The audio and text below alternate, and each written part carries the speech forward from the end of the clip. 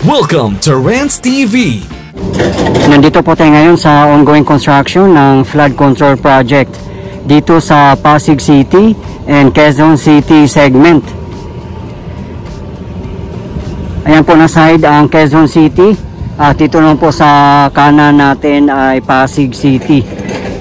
Dito mismo sa Manggahan Floodway. Ito po yung update natin today, September 19, 2025.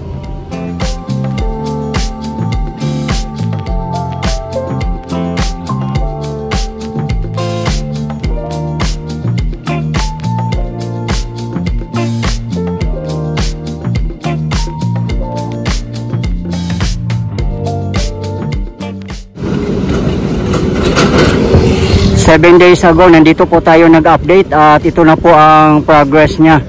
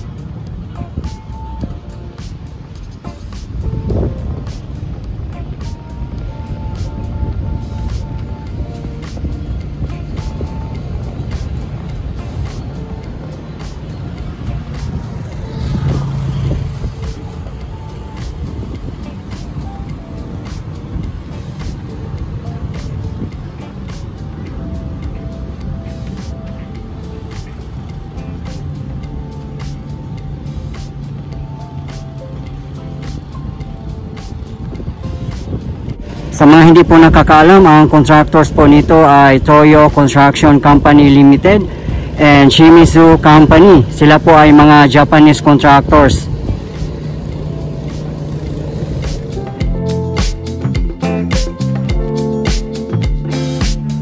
Dito na sila malapit sa tulay gumagawa. Last time na pumunta tayo ay hindi pa po sila nakarating dito na side.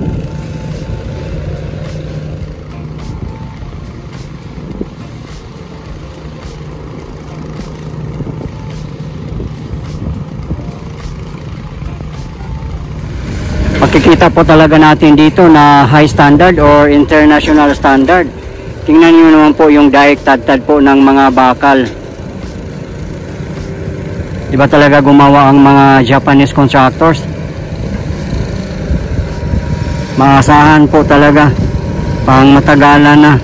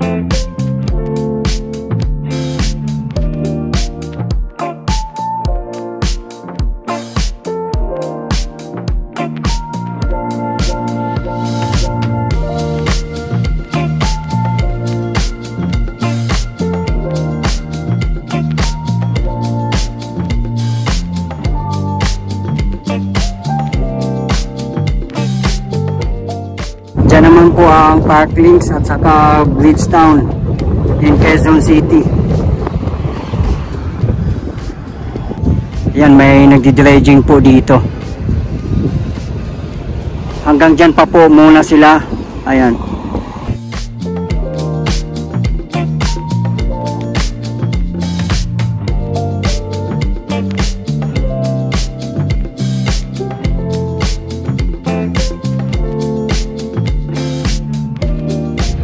Dito po tayo mismo sa Circulo Verde Bridge. Napakaganda po ng bridge na to. Ito po ay isang private. Mabuti nga po ay open po ito pala sa public. Yung alam po may timing dito. Napakalaking tulong po yung bridge na to. Dito na po tayo sa F. Manalo Bridge. Dito sa Barangay Bagong Bayan in Quezon City and Manggahan, Pasig City. Ayun po sa tapat natin ang Manggahan, Pasig City. Ayan po ang sheet pile na ginagamit po nila. Hindi pa rin po nabubuhusan dito na side.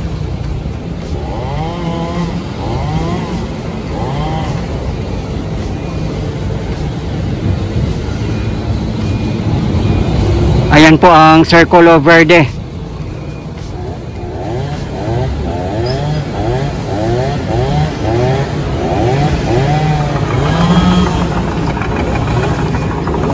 Ito po yung side ng Bagong Bayan, Quezon City.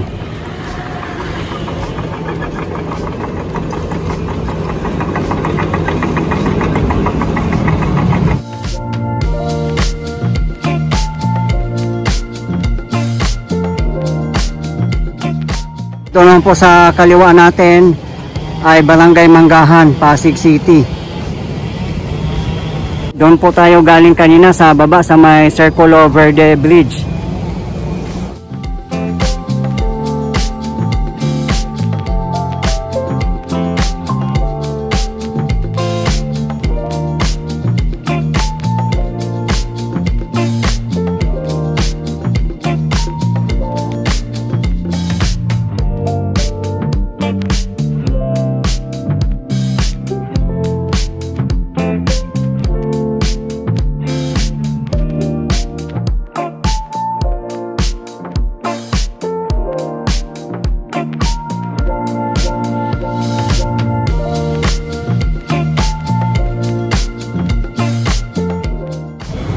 Ayan po yung sheet pile na ginagamit nila. 18 meters ang haba.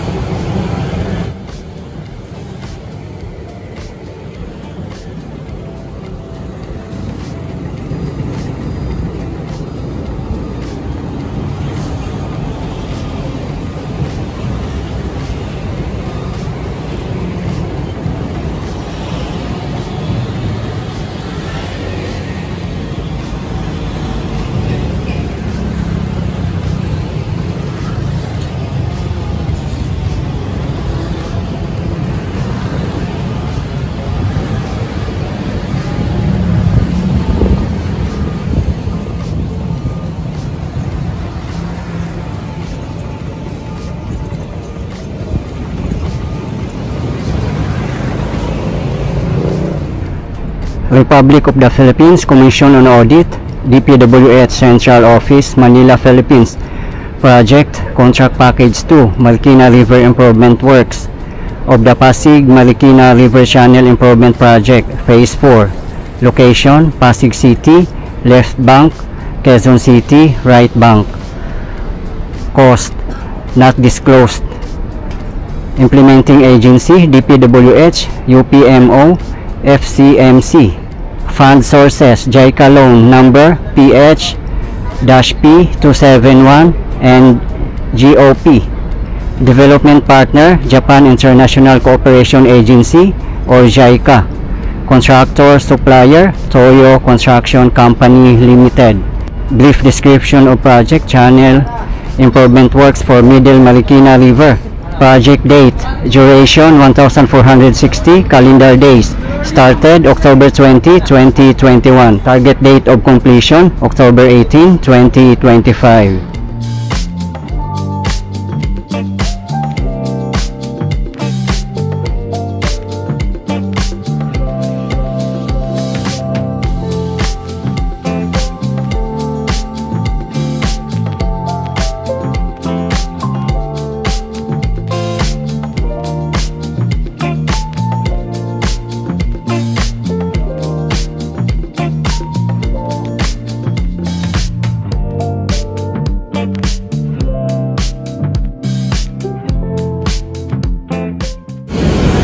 mataas din po ang dike na gagawin nila dito. Aabot din po siguro ito ng 20 feet. Katulad po sa Barangay Tumana and Barangay Malanday in Marikina City.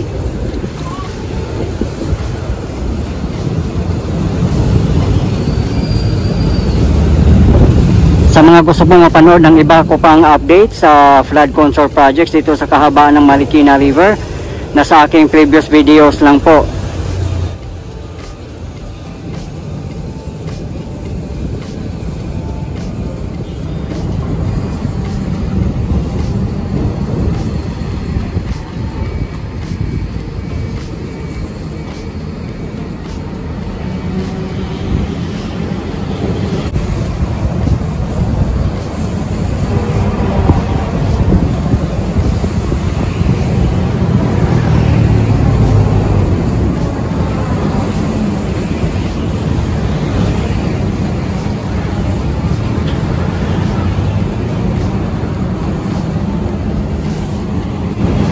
Ganito pag mga Japanese construction firms, kompleto sa mga makinaryas, nakikita nyo naman po.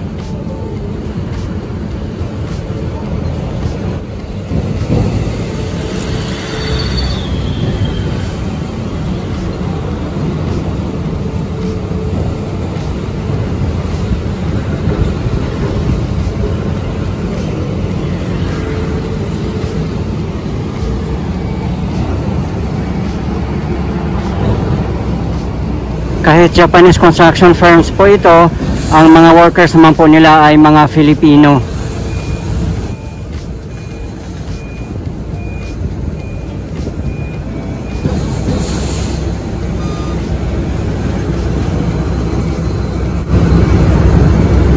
Funded po ito ng JICA o Japan International Cooperation Agency. Kaya wala po talagang corruption dito. Ang lahat ng budget ay mapupunta po talaga sa projects.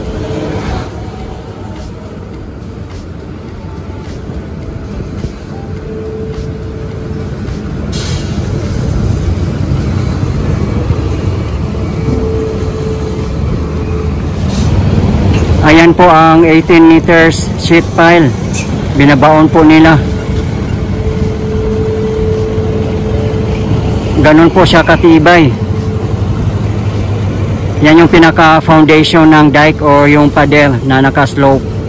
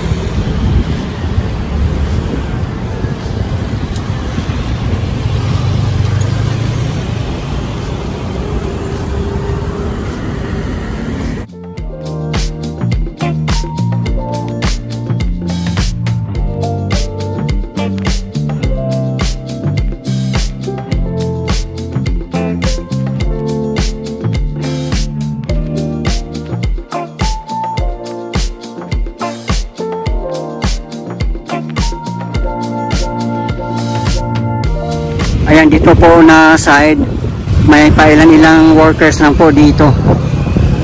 Ayun po sa tapat natin ang Eastwood in Quezon City.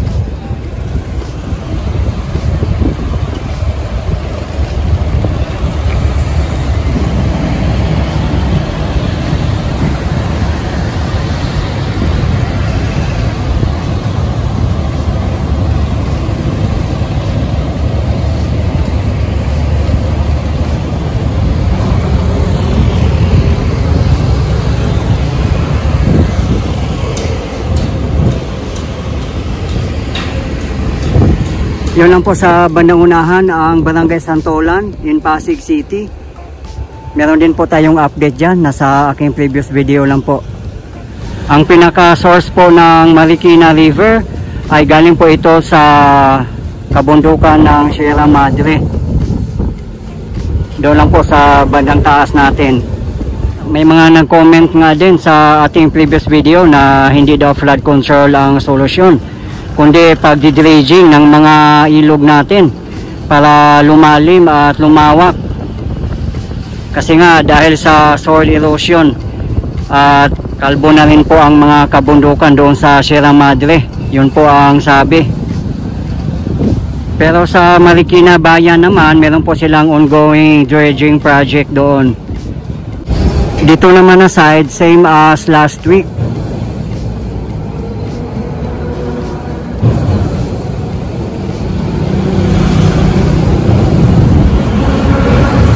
May mga sheet pile na rin nakabaon at may mga maraming bato naka-riprap.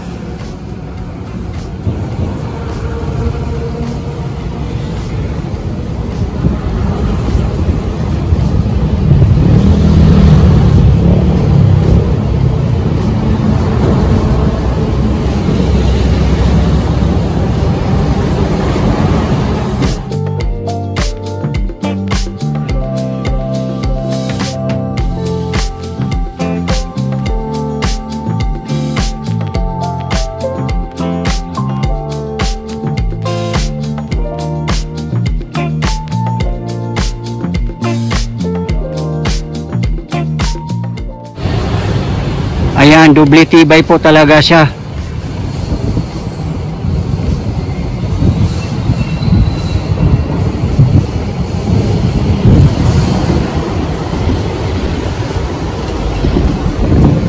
Abangan na lang po natin guys kung kailan po nila bubuhusan ang sheet pile dito na nakabaon na.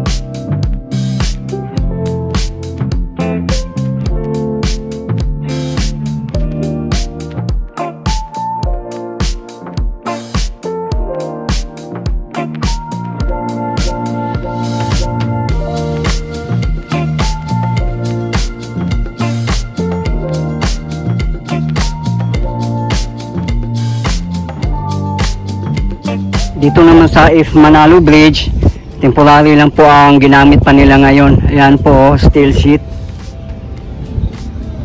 Hindi pa rin po siya tapos hanggang ngayon.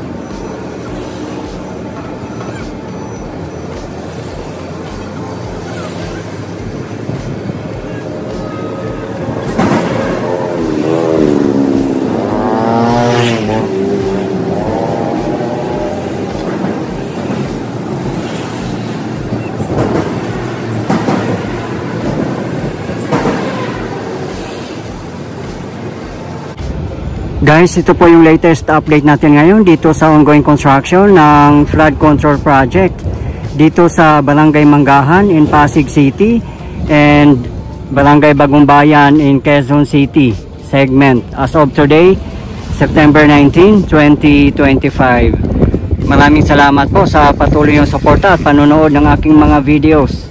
I really appreciate po. At hindi po ako magsasawang i-update kayo lalong-lalo na po sa mga government infrastructures. Mabuhay ang Pilipinas!